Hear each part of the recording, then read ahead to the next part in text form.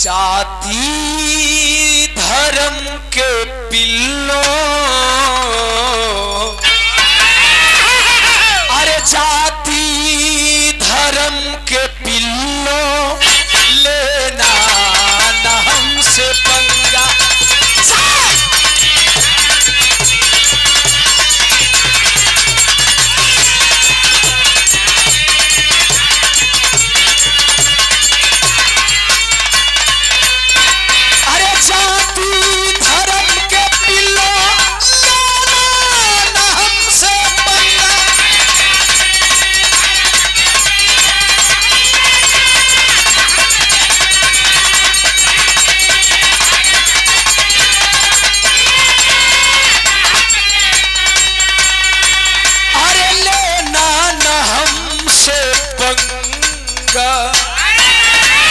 मरना ये गाड़ देंगे, मरना ये गाड़ देंगे, सीना में हम तिरंगा।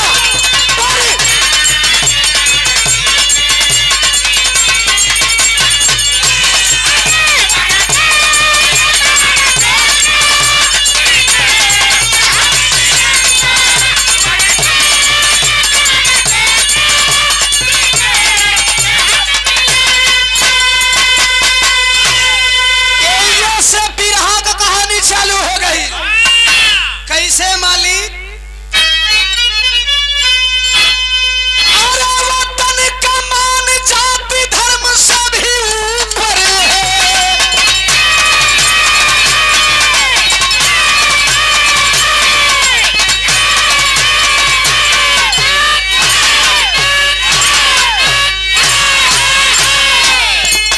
वतन पे जो लड़े वतन के लिए सुपर है, वतन की आबरू पे जो शहीद होते हैं, याद में रात दिन वतन के लोग रोते हैं। उत्तर प्रदेश का आजमगढ़ जिला शानी है, ग्राम बीबीपुर मऊ की अलग कहानी है। मोहम्मद फारूक बीबीपुर के निवासी थे, जमीलन बीबी के शोहर बड़े विश्वासी थे। अंग्रेजी शासन में हुए पुलिस बहाली में बने कोतवाल थे अंग्रेजों की कोतवाली में। 15 जुलाई को आंगन में तूफान हुआ, 15 जुलाई को आंगन में तूफान हुआ, जमीलन बीबी के गोद में उस्मान हुआ।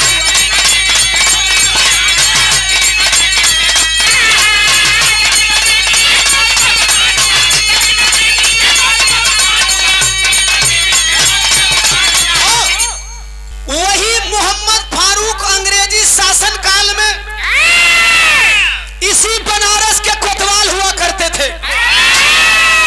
बेटवा मोहम्मद उस्मान जन्म ले लेबा 1912 में 15 जुलाई को 12 साल की उम्र में यह हिंदू मुस्लिम चलता। हेजा कोई बता दे के हिंदू बा के मुसलमान बा, कोई नहीं बताई। 12 साल की उम्र में अचानक वो लड़का घूमने निकल गया। आज जब घूमे निकलल मास्टर साहब तो एक लाइन गीत लगा था, आओ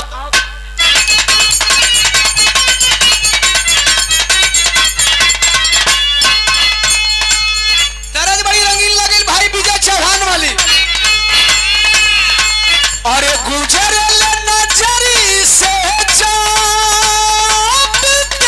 गुजरिया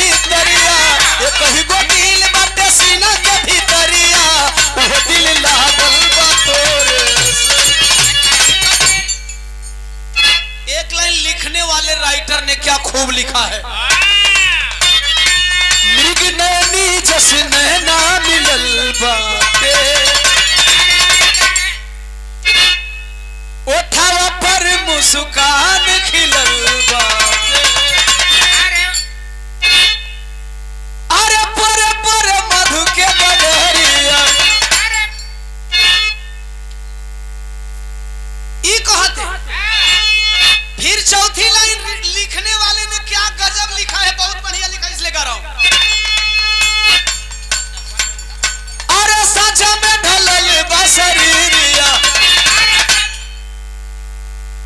यह पावर नकल होता लेकिन होई नहीं।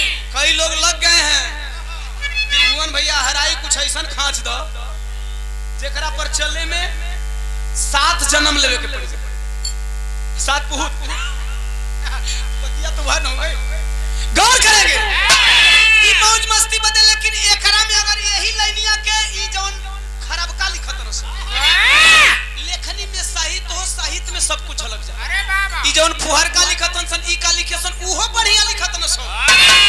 उन्हनो का पावर बा कलम में, लेकिन जानबूझ के उल्टा पलटी करतन सन तत्काल हिट होके बदे। कैसे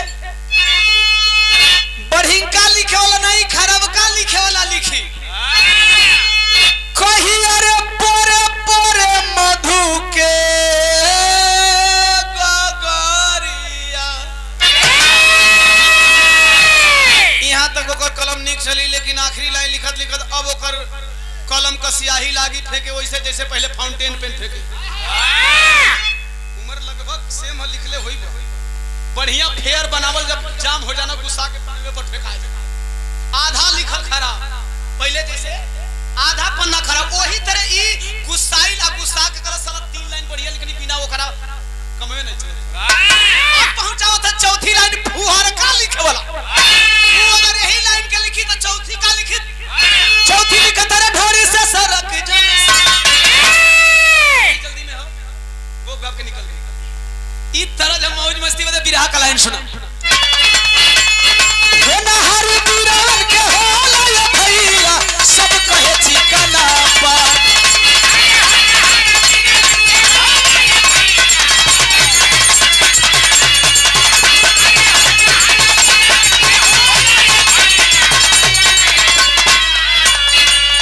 अरे हो ना हर बिरहन के होला ये भैया सब कहे चिकना पा। अरे चाहे हो खेतवनो धर्मवा ये बाबू, चाहे हो खेतवनो धर्मवा ये बाबू, चाहे हो खेतवनो जा, चाहे हो खे चलो है एक दिनवा ए इधर घूमत तौले अचानक एक मंजर देखा है। का देखलस? लइका एक कुआं में गिरल बाटे। एक 3 साल का बच्चा अदर मुस्लिम मोहल्ले में कुआं में गिरा हुआ था। देखलस का देखा था? देखे खातिर भीड़ जुटल बाटे। ऐसा ही भीड़ लगल हो। पूछलस एगो बूढ़ आदमी ले, चाचा ई कैसन भीड़ बा? बुढ़ऊ कहलन बेटा एगो 3 साल का लइका कुआं में गिर गइल बा। कहलस तो कोई कूदत ना हका? बुढ़ऊ कहना फलाना फलाना गइल हो रस्सा बरही लियावे। सीकर कलश सीकर रस्सा बरही लिया में तो 3 साल का ये उबू चुबू होके मर जाई। कैलाश का अरे कुआं में तुरंत कूद गई, मार दिया जंप कुएं में। तो उस्मान लइका बचई पकड़ले है यही गोदिया में। कलश चाचा रस्सा बरही नहीं पूरे गांव का सीकर लेके आवल। अब ई लइका के बचा ले लोग रस्सी बरही लेकर के आए, पकड़ करके दोनों बच्चों को बाहर खींचे, तब का बिजली खत्म हुआ। अरे बड़ा के उमरिया में नाजुक शरीरिया कैलाश बड़हन बा।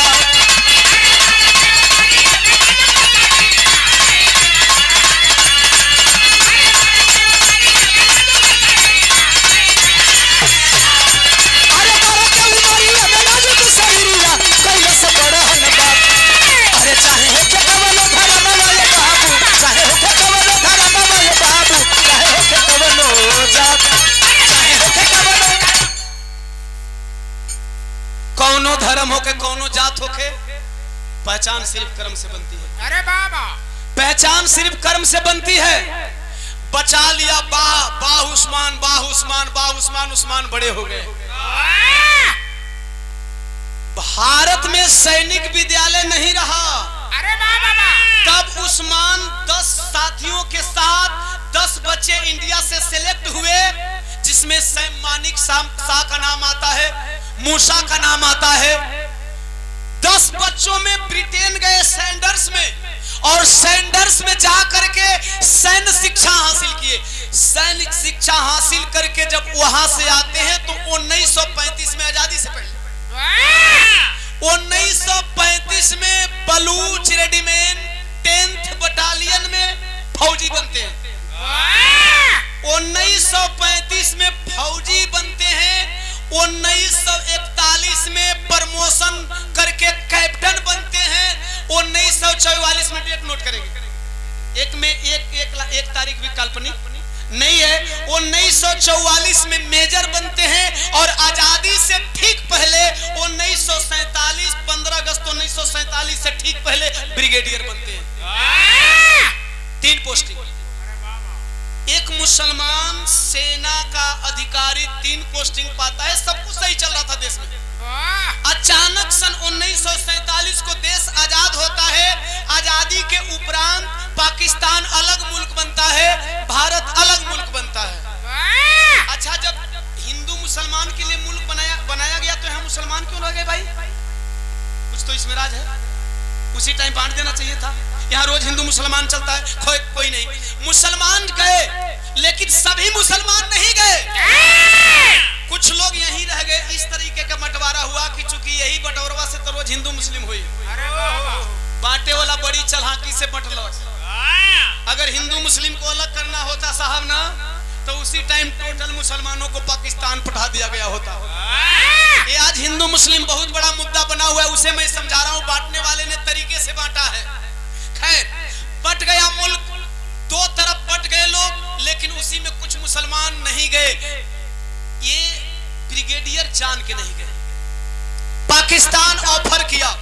ब्रिगेडियर उस्मान को पाकिस्तान के प्रथम गवर्नर मोहम्मद अली जिन्ना ऑफर करते हैं, उस्मान तुम बहुत अच्छे लड़ाके हो, तुम्हारे जैसे सैन्य अधिकारी की जरूरत पाकिस्तान को है, तुम चले आओ। आने के बदले में क्या दूंगा? वहां ब्रिगेडियर बन करके हो, पाकिस्तान आओगे, पाकिस्तान में आओगे तो तुम्हें आर्मी चीफ बना दिया जाएगा। अरे दल बदलू नेताओं के लिए, भारत के दल बदलू नेताओं के लिए सबक है ब्रिगेडियर उस्मान। एजा तो भैया प्रधानी का पद खातिर तुरंते पार्टी बदल जाता। धनिया वाला कोई के हम इंडिविजुअल नहीं खूब बोलत, खाली प्रधानिया का टिकटवा मिल जा, हम हो दल में चल जाए। अगर मंत्री बनावल तो कुछ नेता देशवे बेच दी। अरे बाबा, कुछ नेता पटिए बेच दी है। पार्टी का नाम, कोनो नेता का नाम बताई, नाम रखल, लेकिन सच्चाई बतावत है। आजकल नेता क्षणिक पद के लिए ध्यान देना, ये दल में से वो दल में भागत हुआ। ब्रिगेडियर उस्मान को चैलेंज करते हैं, मोहम्मद अली जिन्ना ऑफर करते हैं, चलो उस्मान तुम्हें आर्मी चीफ बना दूंगा पाकिस्तान का। थोड़ा सा पोस्ट की गरिमा समझेंगे। आर्मी चीफ मतलब जैसे देश का प्रधानमंत्री का पावर देश के तमाम नागरिक बदेबा, वही तरह आर्मी चीफ का पावर आर्मी बदेबा। इतना बड़ा पावर, पूरे देश का कमान। लेकिन उस्मान का जवाब का हद तरज बदल गई।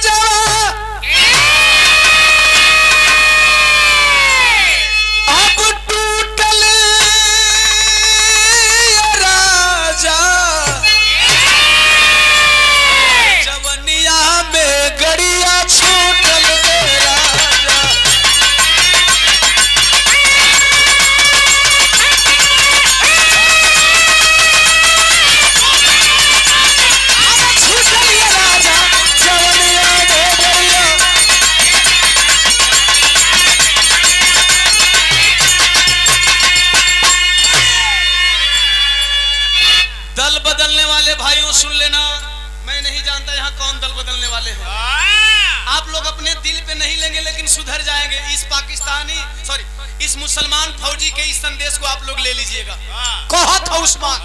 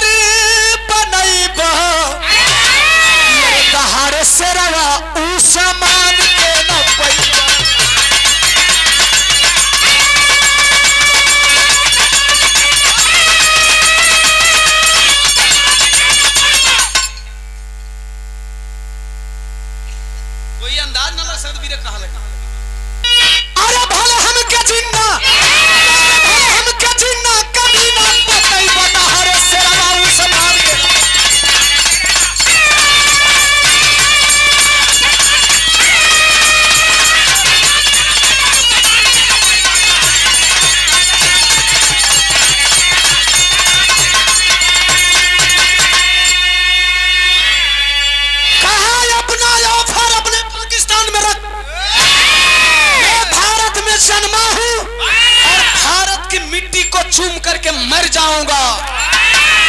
यह बतिया जिन्ना के लग गई, यही बात जिन्ना को लग गई। जाती जाती जाती जाती कौन कौन खाए के दे दे जाती हो। सुनो लोग, जिन्ना को यही बात लग गई। पहली तारीख मैं बता रहा हूं, घुसपैठ का बिरहा आप लोग बहुत सुने होंगे, विदाउट तारीख सुने होंगे। पहली तारीख 25 अक्टूबर 1947, जिस तारीख का मैंने क्वेश्चन रखा, 25 अक्टूबर 1947 को इसी गुस्से में जिन्ना ने कश्मीर का पहला सेक्टर बॉर्डर का समीप नौशेरा पे 1000 पाकिस्तानी घुसपैठियों को भेज देता है। पहली बार देश को आजाद हुए मात्र 2 महीना कुछ दिन हुए थे, घुसपैठ हो गई। और जब घुसपैठ भइल तो भैया हो जातिवाद है जे थोड़ी बरुए, अरे बाबा साला एहिजा होई चल जाई तो बॉर्डरवो पर जातिवादी बैठल बने। जातिवाद है क्या साहब? चकिया से साहबगंज जाए के होखे, यही तरह नहर पकड़ ले, आजकल साधन हो गए, बिना साधन का जेठ का दोपहरी में निकल जा। जातिवाद एक लाइन में मैं समझा दे रहा हूँ जातिवाद है क्या। कौनो साहब हो, छुआत हो, अछूत लइकन से कोनो बिरादर अछूत मानल जात हो कि हम बिरादरी के जल्दी नाम ना रखें। छुआत रे गर्मी का दिन बा, उनकर तारू चटके लगल, कोनो अछूत लइका रास्ता में जाता, अब उमरत न पानी पीला बिना कहे बेटा पानी उन लेवे तो पिया न दे, वो कहे नहीं हम अछूत है, हमसे तो परछाइयों तो हमसे हमारा परछाइयों से तू छुआला। कहे बेटा कि ऐसा न कि अछूत बाद में देखिए, पहले पानी पिया दे। कहलस कि पानी अगर पियल चाहतबो तब पियबो, लेकिन पनिया तनी खर्चा लागी या बेटा। कहे मतलब कहे समरसेबुल के ना कहने टिल्लू है पता रखा। अब वो टाइप वो कौनो हो खाए, वो कितनो छुआत हो, कहे बेटा पहले पिया दे। यही यहाँ का जातिवाद है, यही यहाँ का जातिवाद है साहब। वही बडरवा पे कुछ लोग कहे सैन्य अधिकारियों की मीटिंग में कि उस्मान ब्रिगेडियर को अगवानी दी जाएगी। ऐसा नहीं होगा। जब नाम ऑफर लड़ने का उस्मान का आया तो लोग कहने लगे, तरज बदल गई।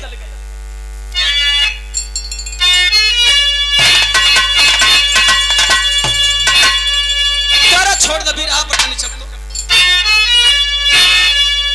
कहे लगे कब जाना सारा पर, तलारा कब जाना सारा पर, पाकिस्तान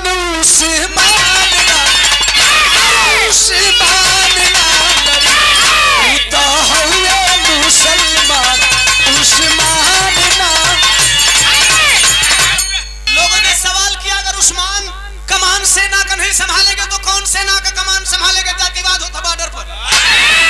पाकिस्तानी मुल्क घुसपैठ किया है और देश में जातिवाद चल रहा है। लोग कहे ब्रिगेडियर परांजय अरे करे लगल अगवानी,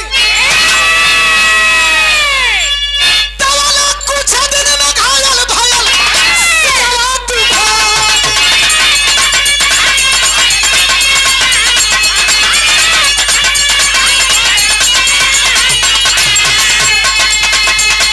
अरे तब उस्मान के मिलल बा कमान उस्मान ना लड़ी तो हुए मुसलमान उस्मान ना।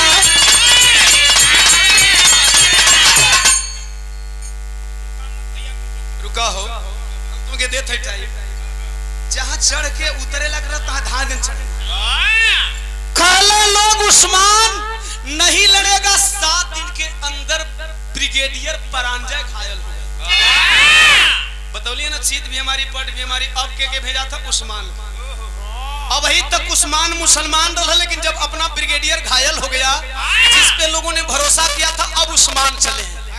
आज जब उस्मान चलन हो बाबू, बडरवा पर पहली बार नौशेरा, देश के आजादी के बाद पाकिस्तान से पहला जंग, देश के आजादी के बाद पाकिस्तान का पहला जंग मास्टर तरज बदल गई।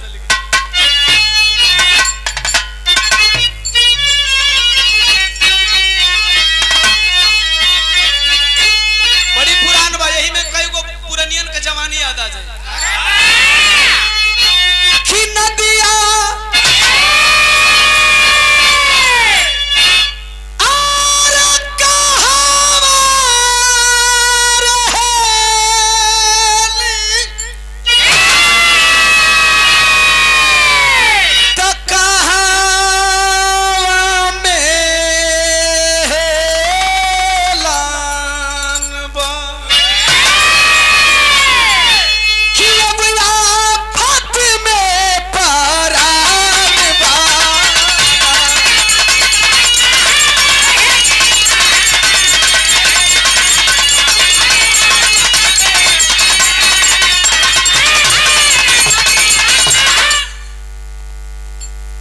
ई तरज बिरहा की घायल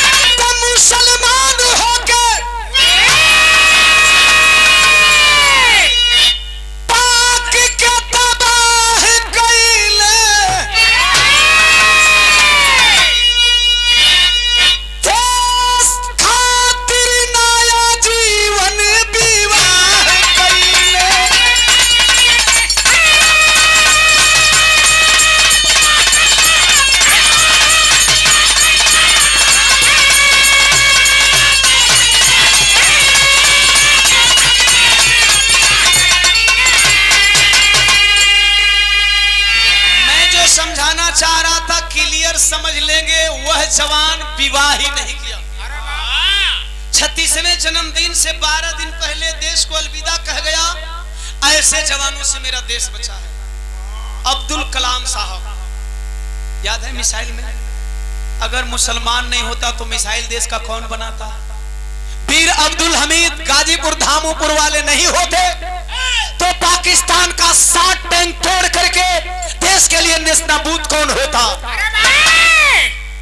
देश के कुछ गद्दार देशभक्ति की परीक्षा लेते हैं हम भारतवासियों से। हमें देशभक्ति की परीक्षा देनी नहीं, हम देशभक्त हैं। मिट्टी में देशभक्ति है, रग रग में देशभक्ति है। हाय सुनो, ये तना के बावजूद भी कुछ और होता देशवा। अंतिम विदाई भइल राजकीय सम्मान से। अरे लॉर्ड माउंटबेटन सलामी दिल शान से राजकीय सम्मान से विदाई की गई। देश के प्रथम प्राइम मिनिस्टर पंडित जवाहरलाल नेहरू और देश के प्रथम गवर्नर लॉर्ड माउंटबेटन सलामी देते हैं। फौजियों में जाति का भेदभाव नहीं होना चाहिए। आज तो आप लोग न्यूज़पेपर में पढ़ रहे हैं, कुछ नेता फौजियों का जाति देख देख करके दरवाजा करने जा रहे हैं। फलाने जाति का है, मैं कहाँ जाने वाला हूँ, अगर जाऊंगा भी तो उधर साबुन वबुन भिजवा देना। ऐसा चल रहा है। दुनिया के साथ हो जा, फौजियों के साथ ऐसा। चूंकि फौजी सबका बेटा होता है, फौजी सबका भाई होता है। फौजी चाहे किसी भी जात बिरादरी धर्म का हो, वो सबके लिए लड़ता है। देश के लिए मरता है तो सबके लिए मरता है, चूंकि हम सबका देश है। हाईलाइट सुनो। अरे जामिया इस्लामिया में बनल बा समाधि। अरे झेल गई ना जीते जी विरोधियन के आंधी।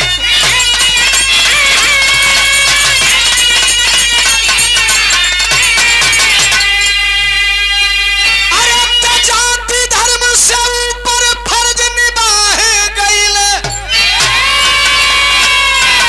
देश खातिर नया जीवन विवाह गई।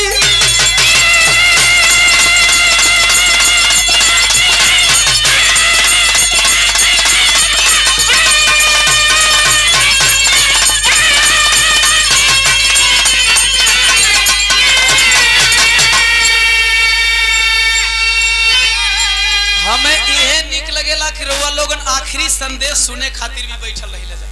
यही आप लोगों का प्यार है और इसी पावर के बदौलत ओम प्रकाश दीवाना गाता है। इसके अलावा ओम प्रकाश दीवाना के पास कोनो पावर नहीं है। नहीं वो चीज अपने तक रखी और मैं अपनी बारी तक ही काम करता हूँ। होंगे बहुत लोग कब या अब नहीं बोलत हो तो एक दो आदमी को बोलने से कोनो फर्क। जिनकी बारी है उन्हीं की बारी है। मेरी बारी समाप्त था। संदेश ले लो लोग, जौना संदेश के जरिए आप लोग कुछ सीखेला। बुद्ध छतरी साहू फूले कबीरदास रविदास बाबा साहब ललई यादव कहें अब संविधान बहावे आस। बिस्तर पर तब तक सोऊंगा नहीं